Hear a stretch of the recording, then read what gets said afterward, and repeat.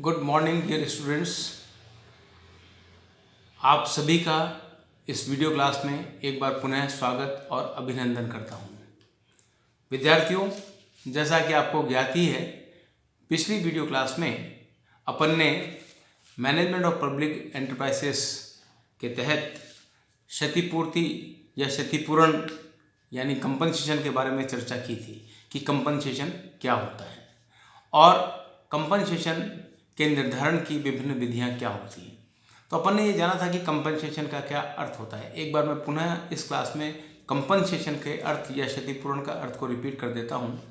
विद्यार्थियों, जब भी सरकार के द्वारा निजी क्षेत्र के किसी उपक्रम को जब अधिग्रहित कर लिया जाता है या टेक ओवर कर लिया जाता है या उसका राष्ट्रीयकरण कर दिया जाता है, तो निजी क्षेत्र के स्वामियों को उसकी कीमत सरकार के द्वारा चुकाई जाती है और इसी कीमत को हम क्षतिपूरण या कंपनसेशन के नाम से जानते हैं।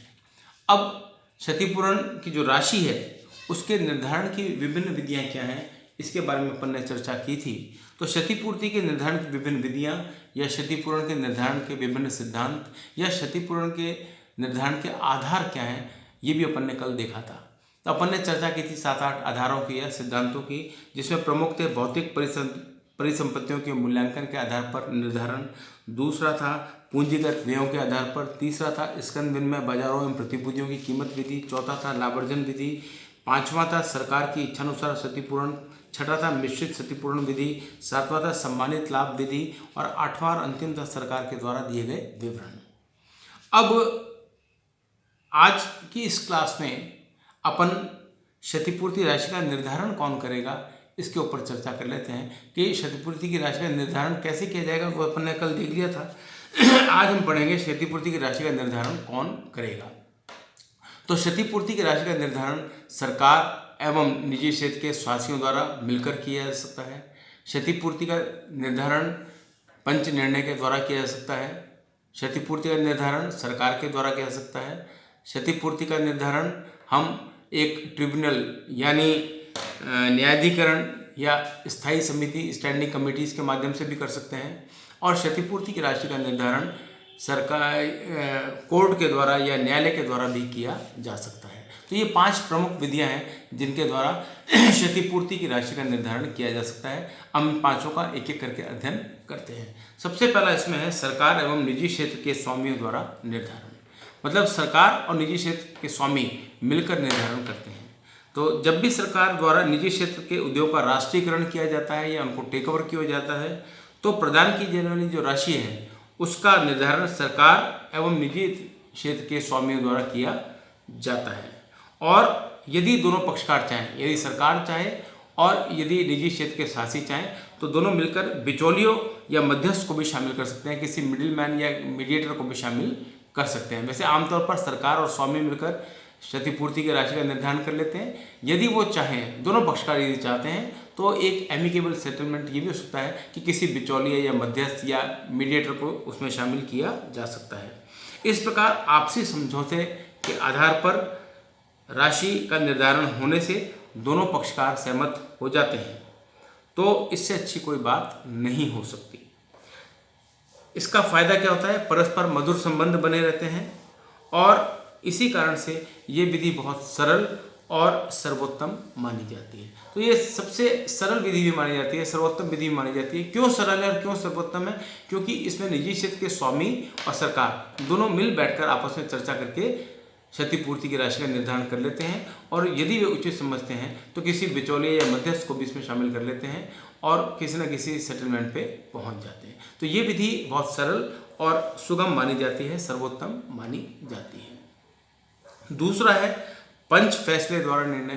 पंच फैसले द्वारा निर्णय का मतलब यह है कि जब सरकार के समस्त क्षतिपूर्ति राशि के निर्धारण में कठिनाई आती है या कोई गंभीर विवाद पैदा होने की स्थिति बन जाती है, यानी सरकार को यदि क्षतिपूर्ति के निर्धारण में कोई कठिनाई आ रही है या किसी गंभीर विवाद के पैदा होने की आशंका बन जाती है, तो ऐसे विवादों को हल करने के लिए फिर क्षतिपूर्ति की राशि का निर्धारण पंच निर्णय पर छोड़ दिया जाता है। और इसके लिए सरकार तथा निजी क्षेत्र के शासी दोनों क्या करते हैं? निष्पक्ष व्यक्तियों को, जो इम्पार्शियल व्यक्ति होते हैं, निष्पक्ष व्यक्तियों को पंच चुन लेते हैं और उन पंचों के द्वारा जो भी निर्णय दिया जाता है वो दोनों ही पक्षकारों को मान्य होता है। तो ये होता है पंच निर्णय द्वारा निर्धारण या पंच फैसले द्वारा निर्धारण, जिसमें कि पंचों के द्वारा क्षतिपूर्ति की राशि का निर्धारण कर दिया जाता है। तो ये स्थिति कब पैदा होती है? जब सरकार क्षतिपूर्ति की राशि का निर्धारण करने में कठिनाई अनुभव करती है, या सरकार को ये लगता है कि कहीं ना कहीं कोई गंभीर समस्या पैदा हो सकती है क्षतिपूर्ति की राशि निर्धारण करने में। तो ऐसी स्थिति में सरकार और निजी क्षेत्र के स्वास्थी दोनों ही मिलकर क्या करते हैं? निर्णय पंच निर्णय पर सौंप देते हैं, और ऐसे व्यक्तियों की नियुक्ति पंचों के रूप में इन दोनों के द्वारा कर दी जाती है, और फिर जो भी निर्णय पंचों के द्वारा दिया जाता है वो निर्णय सभी को स्वीकार्य होता है। तो ये दूसरी विधि हुई पंच फैसले द्वारा निर्णय। क्षतिपूर्ति के राशि के निर्धारण की तीसरी विधि है स्वयं सरकार द्वारा निर्धारण। स्वयं सरकार द्वारा निर्धारण का मतलब यह है कि इस विधि द्वारा स्वयं सरकार द्वारा क्षतिपूर्ति राशि का निर्धारण किया जाता है, लेकिन यदि सरकार चाहे तो किसी अन्य व्यक्ति को इस कार्य के लिए नियुक्त कर सकती है। मतलब इस विधि में सरकार द्वारा जो निर्धारित किया जाएगा, इस विधि में मूल्य का निर्धारण तो सरकार के द्वारा ही किया जाता है आमतौर पर, लेकिन यदि सरकार चाहे तो किसी भी परिस्थिति में वो किसी अन्य व्यक्ति को क्षतिपूर्ति की राशि का निर्धारण करने के लिए अपॉइंट कर सकती है, नियुक्त कर सकती है। लेकिन ये आमतौर पर ठीक नहीं माना जाता, क्योंकि तीसरे व्यक्ति की नियुक्ति करने से मन में संदेह पैदा होता है। इसलिए सरकार को स्वयं ही क्षतिपूर्ति की राशि का निर्धारण करना चाहिए जहाँ तक संभव हो सके। चौथा है न्यायाधिकरण या स्थायी समितियों के द्वारा निर्धारण। न्यायाधिकरण या स्थायी समितियों, ट्रिब्यूनल या स्टैंडिंग कमिटीज के द्वारा निर्धारण। क्षतिपूर्ति राशि का निर्धारण करने के लिए और संबंधित विवाद को निपटाने के लिए, यदि संबंधित कोई विवाद हो गया इससे, तो उस विवाद को निपटाने के लिए, क्षतिपूर्ति की राशि का निपटारा करने के लिए न्यायाधिकरण, ट्रिब्यूनल या स्थायी समितियों का गठन भी कई बार किया जाता है। इसमें सरकार तथा निजी क्षेत्र के स्वामी सदस्य होते हैं। इसमें कौन होते हैं? सरकार के क्षेत्र के भी स्वामी सदस्य होते हैं, निजी क्षेत्र के स्वामी भी सदस्य होते हैं, और कुछ न्यायाधीश भी होते हैं। ये सभी विचार विमर्श करते हैं और उचित न्याय करते हैं। मतलब इसमें तीन पक्षकार हो गए ट्रिब्यूनल में, सरकार के पक्षकार, सरकार के व्यक्ति भी हो गए, निजी क्षेत्र के स्वामियों के व्यक्ति भी हो गए, और न्यायाधीश भी हो गए। ये सब मिलकर बैठकर बातचीत करते हैं, विचार विमर्श करते हैं और उचित न्याय करते हैं। फिर भी यदि कोई विवाद उठ जाता है, यानी इसके बाद भी यदि किसी प्रकार का कोई विवाद उत्पन्न हो जाता है, तो शीघ्र ही उसको निपटा दिया जाता है, जिससे उचित और व्यावहारिक एवं निष्पक्ष निर्णय हो जाता है। इस दृष्टि से यह विधि जो है अन्य विधियों से सर्वाधिक उपयुक्त मानी जाती है। मतलब इस विधि को सबसे उपयुक्त इसीलिए माना जाता है क्योंकि इस विधि से फिर निर्णय आसानी से और निष्पक्ष हो जाता है, क्योंकि इसमें सरकार के प्रतिनिधि भी शामिल हैं, इसमें जो निजी उद्योगपति हैं उनके प्रतिनिधि भी शामिल हैं, और इसमें न्यायाधिपति भी होते हैं। तो विवाद की स्थिति उत्पन्न होने पर विचार विमर्श करते हैं, तुरंत ही उस विवाद को दूर करने का प्रयास करते हैं, और कोशिश ये की जाती है कि सभी पक्षकारों को सुना जाए, समझा जाए और फिर निर्णय दिया जाए। तो ये विधि सरल भी है, सर्वोत्तम भी है और निष्पक्ष भी है, इसीलिए इस विधि का आमतौर पर उपयोग किया जा सकता है। और अंतिम है न्यायालय के माध्यम से निर्धारण। मतलब क्षतिपूर्ति की राशि का निर्धारण न्यायालय के माध्यम से भी किया जा सकता है।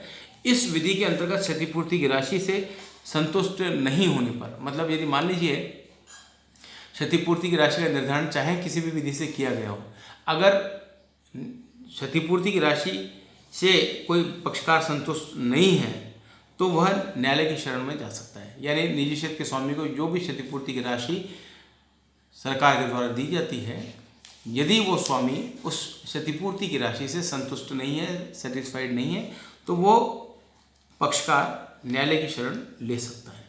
लेकिन यह विधि बहुत व्ययशील है, मतलब इसमें पैसा न्यायालय में जाने में क्या है, बहुत पैसा खर्च होता है और समय खर्च होता है, तो it is very time consuming और पैसा भी बहुत ज़्यादा लगता है। साथ ही साथ सरकार को भी अपने उद्देश्यों की प्राप्ति में काफ़ी वैधानिक कठिनाइयाँ आती हैं, मतलब सरकार को भी काफ़ी वैधानिक कठिनाइयों का सामना करना पड़ता है। इसलिए भारतीय संविधान के अनुच्छेद 31 में संशोधन कर इस विधि को समाप्त कर दिया गया है। मतलब न्यायालय के द्वारा अब क्षतिपूर्ति की राशि का निर्धारण नहीं किया जाता है, अब भारतीय संविधान में संशोधन कर धारा 31 को समाप्त कर दिया गया है। लेकिन क्षतिपूर्ति के आधार को अभी भी न्यायालय में चुनौती दी जा सकती है। मतलब क्षतिपूर्ति के जो आधार हैं, जो मैंने आपको बताया 7-8 आधार, उनको फिलहाल अभी भी न्यायालय में चुनौती दी जा सकती है। तो ये मैंने आपको कुछ बताए बातें जो कि क्षतिपूर्ति के राशि को निर्धारण करने की हैं कि क्षतिपूर्ति की राशि का निर्धारण किनके द्वारा किया जा सकता है। तो क्षतिपूर्ति की राशि का निर्धारण, जैसा मैंने बताया, सरकार एवं निजी क्षेत्र के शासियों के द्वारा निर्धारण किया जा सकता है। क्षतिपूर्ति की राशि का निर्धारण पंच फैसले द्वारा किया जा सकता है। क्षतिपूर्ति की राशि का निर्धारण स्वयं सरकार के द्वारा किया जा सकता है। क्षतिपूर्ति की राशि का निर्धारण न्यायाधिकरण या स्थायी समितियों के द्वारा किया जा सकता है। और क्षतिपूर्ति की धनराशि का निर्धारण न्यायालय के द्वारा भी किया जा सकता है। लेकिन इस विधि को अब उपयुक्त नहीं माना जाता, इसीलिए भारत ने धारा 31 को अब समाप्त कर दिया है। तो ये बात हुई क्षतिपूर्ति की राशि के निर्धारण की कि क्षतिपूर्ति की राशि का निर्धारण कौन करेगा। नेक्स्ट सवाल ये उठता है कि क्षतिपूर्ण राशि के भुगतान की विधियां क्या हैं, कि क्षतिपूर्ति की जो राशि तय कर दी गई, अब उस राशि के भुगतान के विधियां क्या क्या हैं, कैसे उस राशि का भुगतान सरकार के द्वारा निजी उद्योगपतियों को या निजी शासियों को किया जाएगा। तो क्षतिपूर्ति की राशि के निर्धारण के बाद उसके जो है भुगतान की समस्या पैदा हो जाती है। तो भुगतान कैसे किया जाए, तो भुगतान के संदर्भ में 4 बातें हैं कि भुगतान नगद राशि के द्वारा भी किया जा सकता है। दूसरा, सरकारी प्रतिभूतियों के माध्यम से भुगतान किया जा सकता है। तीसरा, सरकारी अंश पत्रों एवं ऋण पत्रों के माध्यम से भुगतान किया जा सकता है। और चौथा, मिश्रित विधि द्वारा भुगतान किया जा सकता है। तो अपन एक एक करके अब इनकी चर्चा करते हैं। पहला है नगद राशि के द्वारा भुगतान। तो हम क्षतिपूर्ति की राशि का भुगतान कैसे कर सकते हैं? पहला माध्यम है नगद राशि के द्वारा भुगतान। क्षतिपूर्ति की राशि के भुगतान की सबसे सरल विधि है नगद राशि द्वारा भुगतान करना। मतलब this is the simplest form, नगद राशि द्वारा भुगतान करना। इसमें सरकार द्वारा क्या किया जाता है, निजी क्षेत्र के स्वामियों एवं संबंधित पक्षकारों को नगद राशि दे दी जाती है। मतलब इसमें क्या है, कुछ भी नहीं है, सरकार जो भी क्षतिपूर्ति की राशि का निर्धारण करती है उस राशि को नगद के रूप में इनको दे देती है। लेकिन इस विधि को उपयुक्त विधि नहीं माना जाता है। इस विधि को उपयुक्त विधि क्यों नहीं माना जाता? क्योंकि इस विधि से अगर हम नगद में उनको पैसा देंगे तो मुद्रास्फीति उत्पन्न होने का डर पैदा हो जाता है, इन्फ्लेशन पैदा होने का डर हो जाता है। और जब मुद्रास्फीति की संभावना होती है तो इसका देश की जो अर्थव्यवस्था है, देश की इकोनॉमी पर विपरीत प्रभाव पड़ता है। इसलिए यह विधि अच्छी होते हुए भी देश हित की दृष्टि से उपयुक्त नहीं मानी जा सकती। हालांकि ये विधि तो बहुत अच्छी है और बहुत सरल भी है, और इस विधि में देखा जाए तो जो प्राइवेट सेक्टर के स्वामी उनको फ़ायदा भी होता है, क्योंकि उनको सारा पैसा नगद के रूप में प्राप्त हो जाता है। लेकिन चूंकि पैसा बहुत ज़्यादा इन्वॉल्व होता है, इसलिए क्या होता है कि इससे इन्फ्लेशन फैलने का डर रहता है। और इन्फ्लेशन के क्या दुष्परिणाम हैं वो हम सब जानते हैं, हमने पढ़ रखे हैं। और इन्फ्लेशन के कारण से देश की अर्थव्यवस्था पर भी विपरीत प्रभाव पड़ता है। इसलिए इस विधि को ज़्यादा उपयुक्त विधि नहीं माना जाता है क्षतिपूर्ति की राशि के भुगतान की विधियों के रूप में। दूसरा है सरकारी प्रतिभूतियों द्वारा भुगतान। मतलब क्षतिपूर्ण राशि के भुगतान की इस विधि में सरकार क्या करती है, सरकारी प्रतिभूति मतलब राष्ट्रीय बचत पत्र, नेशनल सेविंग सर्टिफिकेट या राष्ट्रीय विकास बॉन्ड, नेशनल डेवलपमेंट बॉन्ड दे देती है। आपको NSC पकड़ा देंगे या नेशनल डेवलपमेंट बॉन्ड दे देंगे भुगतान के रूप में। इस विधि में नगद भुगतान नहीं करने से क्या होता है, भुगतान कुछ समय के लिए स्थगित हो जाता है। मतलब इस विधि द्वारा क्या है कि भुगतान नगद में नहीं किया जाता, या तो आपको बॉन्ड्स दे दिए जाते हैं, नेशनल डेवलपमेंट बॉन्ड देते हैं, या सरकार नेशनल सेविंग सर्टिफिकेट देती है, या इसी प्रकार से अन्य कोई तरीका निकाल लेती है। तो पैसा चूंकि नगद में नहीं दिया था, इसलिए क्या होता है, पैसे का भुगतान कुछ समय के लिए स्थगित हो जाता है, डेफर हो जाता है, तथा सरकार धीरे धीरे सुविधा अनुसार इसका भुगतान कर देती है। फिर सरकार का जब जब पैसा होता है सरकार उसके हिसाब से इसको पैसा देती रहती है। इसके अतिरिक्त सरकार एवं देश की दृष्टि से भी उचित है।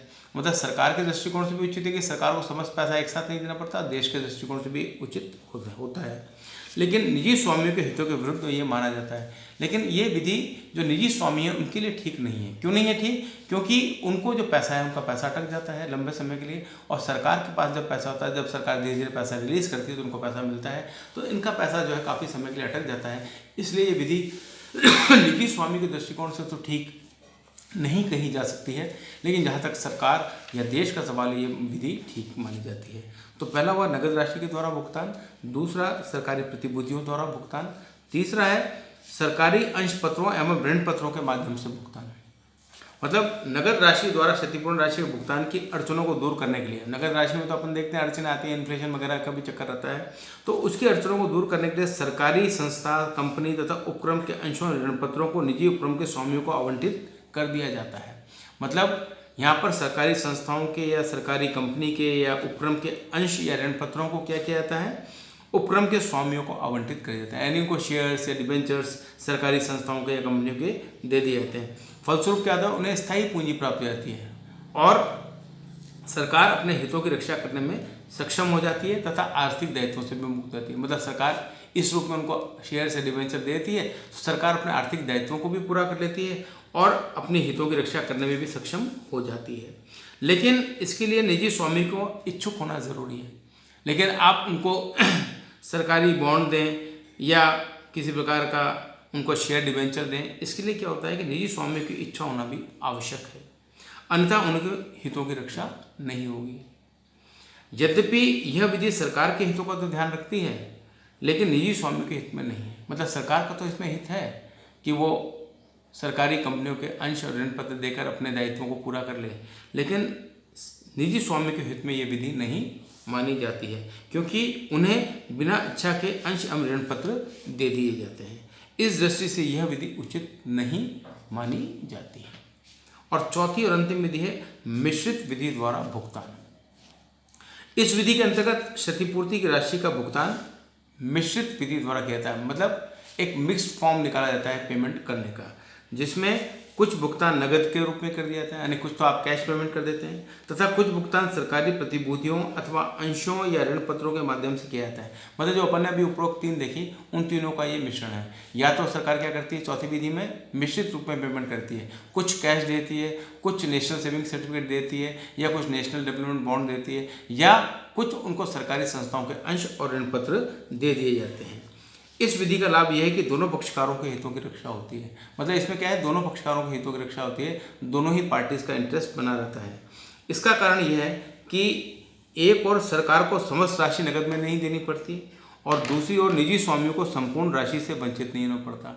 यानी अगर सरकार नकद में न दे तो निजी स्वामियों को पैसा ही नहीं मिलेगा नकद में, तो उनको नुकसान होगा, और अगर सरकार समस्त राशि नकद में दे तो सरकार को नुकसान होता है। इस विधि में चूंकि उपरोक्त तीनों विधियों का मिश्रण है, सरकार कुछ पैसा नकद में दे देती है, कुछ पैसा अंश और ऋण पत्र के रूप में देती है, कुछ पैसा सरकारी प्रतिभूतियों के रूप में दे देती है, तो सरकार को भी फायदा है कि उसका सारा पैसा एक साथ नहीं निकलता है, और निजी स्वामियों को भी ये फायदा है कि उनका सारा पैसा एक साथ नहीं मिलता है, लेकिन कुछ पैसा उनको नकद में प्राप्त हो जाता है। अतः हम कह सकते हैं जो मिश्रित विधि है ये हम कह सकते हैं सर्वश्रेष्ठ विधि मानी जाती है। तो विद्यार्थियों, आज की अपन ने वीडियो क्लास में ये देख लिया कि क्षतिपूर्ति के निर्धारण की विधियां क्या क्या हैं, कि आप क्षतिपूर्ति की राशि का निर्धारण कैसे कर सकते हैं, और एक बार जब आप क्षतिपूर्ति की राशि का निर्धारण कर लेते हैं तो फिर क्षतिपूर्ति की राशि के भुगतान की क्या विधियां हो सकती हैं। तो इस चैप्टर में अभी तक जो अपन ने देखा वही देखा कि क्षतिपूर्ति का अर्थ क्या है, क्षतिपूर्ण का अर्थ क्या है। क्षतिपूर्ति के अर्थ के साथ अपन ने ये देखा कि क्षतिपूर्ति की राशि के निर्धारण की विभिन्न विधियां क्या हैं, कि क्षतिपूर्ति की राशियों का निर्धारण कैसे किया जाता है, या क्षतिपूर्ति की राशि के निर्धारण करने के क्या सिद्धांत हैं या क्या आधार होते हैं। आज की वीडियो क्लास में अपन ने देखा कि क्षतिपूर्ति की राशि का निर्धारण कौन करे। तो ये भी मैंने आपको बताया कि क्षतिपूर्ति की राशि का जो निर्धारण है वो 5 तरीके हैं जिनके द्वारा किया जाता है, और मैं एक बार पुनः रिपीट कर देता हूँ आपकी जानकारी के लिए। वो 5 तरीके कौन से हैं, उसमें पहला है सरकार एवं निजी क्षेत्र के स्वामियों द्वारा निर्धारण किया जा सकता है। दूसरा है पंच फैसले के द्वारा राशि का निर्धारण किया जा सकता है। तीसरा है स्वयं सरकार के द्वारा निर्धारण किया जा सकता है। चौथा है न्यायाधिकरण या स्थायी समितियों के द्वारा राशि का निर्धारण किया जा सकता है। और पांचवा और अंतिम है कि न्यायालय के माध्यम से राशि का निर्धारण किया जा सकता है। उसके पश्चात जब आपने क्षतिपूर्ति की राशि का निर्धारण कर लिया तो अब सवाल ये उठता है कि क्षतिपूर्ति की राशि के भुगतान की विधि क्या हो, क्योंकि ये भी एक कठिन काम है, आसान काम नहीं है कि भुगतान का तरीका क्या हो। तो जहाँ तक क्षतिपूर्ति की राशि के भुगतान के तरीके की बात है तो भुगतान की विधियां 4 हैं। पहला जिसमें यह है कि आप नगद राशि के द्वारा भुगतान कर सकते हैं निजी स्वामियों को या उद्योगपतियों को। दूसरा, सरकारी प्रतिभूतियों द्वारा भुगतान किया जा सकता है। तीसरा, सरकारी अंश एवं ऋण पत्रों के माध्यम से भुगतान किया जा सकता है। और चौथा और अंतिम है मिश्रित भुगतान विधि द्वारा भुगतान किया जा सकता है, जिसमें अपन ने देखा कि मिश्रित भुगतान विधि जो है वो सर्वोत्तम मानी गई है भुगतान करने की, क्योंकि इसमें उपरोक्त तीनों विधियों का सम्मिश्रण है। इसमें कुछ धनराशि निजी साथियों को कैश के रूप में दे दी जाती है, कुछ धनराशि सरकारी संस्थाओं या कंपनियों के अंश और ऋण पत्रों के रूप में दी जाती है, या सरकारी प्रतिभूतियों या बॉन्ड्स के रूप में दे दी जाती है। तो सरकार को भी समस्त धनराशि एक साथ नहीं देनी पड़ती, और निजी उद्योगपतियों को भी ये फायदा होता है कि उनको कुछ धनराशि नकद में प्राप्त हो जाती है और बाकी उनको भविष्य में प्राप्त होती है। तो ये कुछ तरीके हैं क्षतिपूर्ति की राशि के भुगतान के। उम्मीद करता हूँ विद्यार्थियों कि आपको क्षतिपूर्ति की राशि के निर्धारण की विधियाँ, क्षतिपूर्ति की राशि का निर्धारण कौन करता है और क्षतिपूर्ति की राशि का भुगतान करने की क्या क्या विधियाँ हैं समझ में आ गई होंगी। एक बार पुनः मैं आपका धन्यवाद करता हूँ, आपने मेरे वीडियो को देखा, और अपेक्षा करता हूँ कि आप इसको ध्यान से सुनेंगे, अपनी समस्याओं को पहचानेंगे, और यदि कोई समस्याएं आएंगी तो उन समस्याओं को मुझे बताएंगे, ताकि मैं यथासंभव आपके द्वारा रेज किए गए क्वेश्चंस को या आपके द्वारा रेज की गई समस्याओं का समाधान करने की कोशिश करूँगा। धन्यवाद।